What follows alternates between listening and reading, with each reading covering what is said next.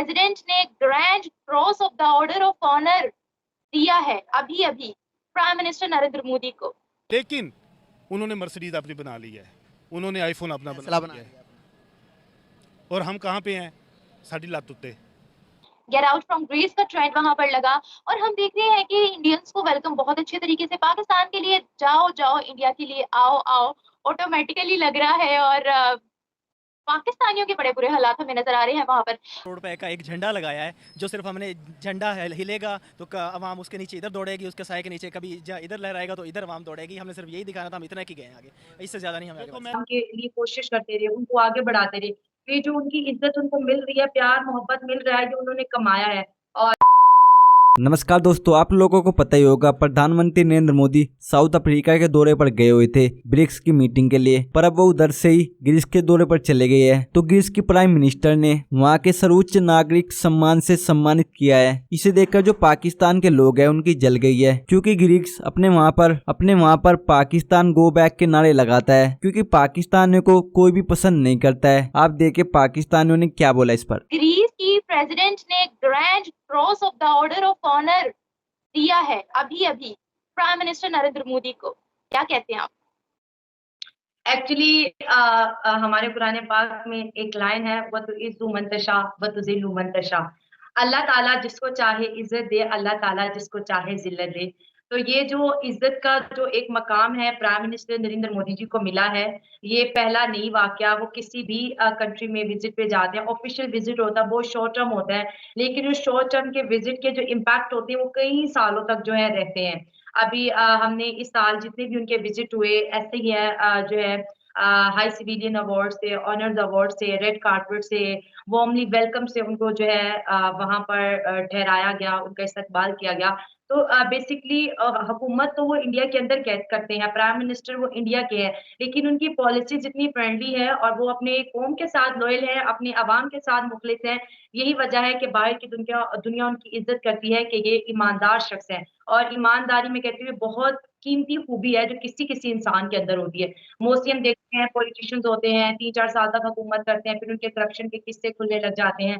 फिर जो है वो जो एक एम और एक डिटर्मिनेशन के साथ वो आते हैं, वोट मांगते हैं कि हम अवाम की खिदमत करेंगे, फिर वो अवाम को क्या कर लेते हैं, गुलाम बना लेते हैं। लेकिन अगर 10 साल की जर्नी देखें प्राइम मिनिस्टर नरेंद्र मोदी जी की, तो वो अवाम के खिदमतगार है, अवाम की खिदमत में लगे रहे, अवाम के लिए कोशिश करते रहे, उनको आगे बढ़ाते रहे।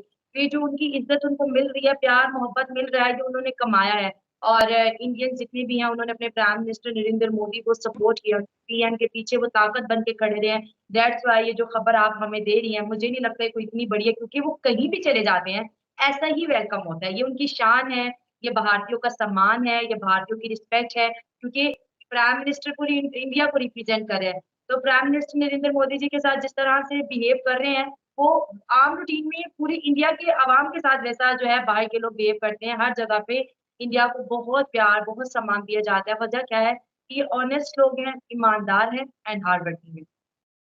शाइला, ग्रीस में एक जगह है एथेंस के नाम से, वहां पर पाकिस्तानियों को इतना बुरा समझा जाता है। और अगर रिसेंटली हम बात करें तो ग्रीस ने तो भाई पाकिस्तान के वीजा तक कैंसिल करना शुरू कर दिए। गेट आउट फ्रॉम ग्रीस का ट्रेंड वहां पर लगा और हम देख रहे हैं कि इंडियंस को वेलकम बहुत अच्छे तरीके से पाकिस्तान के लिए जाओ जाओ इंडिया के लिए आओ आओ ऑटोमेटिकली लग रहा है। और पाकिस्तानियों के बड़े बुरे हालात हमें नजर आ रहे हैं वहां पर। क्या बोलेंगी आप?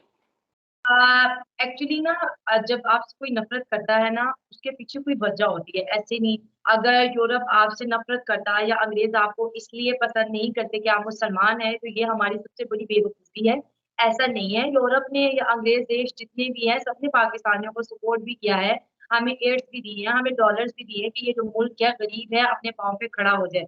लेकिन उन पैसों को बजाय अवाम पे लगाने के हमने उससे हथियार खरीदे, हमने उससे जो है आतंकवाद तैयार किया, हमने उसे हेट स्पीच दी और अपनी औकात से बाहर निकल गई। तो फिर क्या हुआ, अभी आपने देखा जब फ्लड आया हमारे मुल्क में, जब हमें बाकी पैसे की नीड थी, तो किसी ने हमारी मदद नहीं की। आज भी वो लोग, 1-2 दिन पहले की मैं रिपोर्ट पढ़ी थी, आज वो लोग झोंपड़ियों में रहने पे मजबूर है, क्योंकि उनकी इनकम भी नहीं है। सैलाब में उनके गाँव के गाँव जो है बह के चले गए।